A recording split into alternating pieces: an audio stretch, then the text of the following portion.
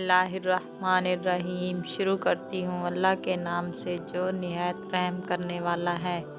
दिन रात में एक मर्तबा ला इलाहा इल्लल्लाहु वहदहु ला शरीका लहू अहदन सामिदिन लम यलिद लम यूलद लम यकुल लहू कुफुवन अहद पढ़ने पर अल्लाह ताला 20 लाख नेकियां अता फरमाएगा। जो बंदा सूरत इनाम की पहली 3 आयत सुबह शाम पढ़ेगा 40,000 फरिश्ते क़यामत तक इबादत करेंगे, जिसका सवाब इस बंदे के अमाल नामे में लिखा जाएगा।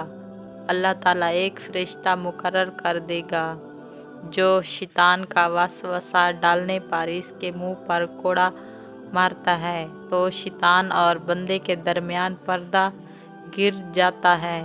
क़यामत के दिन अल्लाह ताला फरमाएंगे, ऐ बंदे, अमीर अर्श के साए में तुझे अपनी जन्नत के मेवे खिलाऊं, हौसे कौसर से पानी पिलाऊं, सबीलिल्लाह के चश्मे से तुझे नहलाऊं।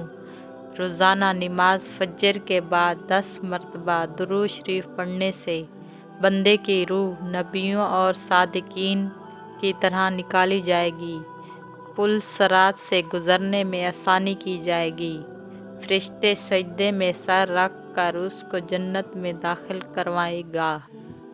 हौसे कौसर पर पानी पीने में मदद की जाएगी।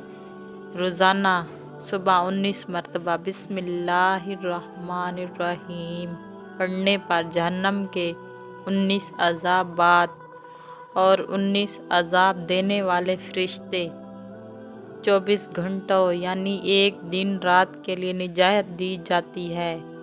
इसी तरह दूसरे दिन दोबारा पढ़े।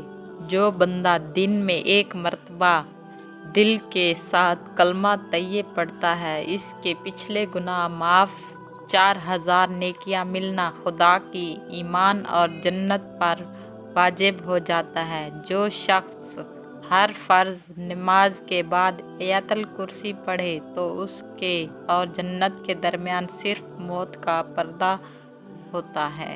जो आदमी रोज़ाना या मालिकु या कुद्दूसु फजर के बाद 11 मरतबा पढ़ेगा, अल्लाह ताला 70 वाली जगहों की बीमारियों से निजात दे देगा।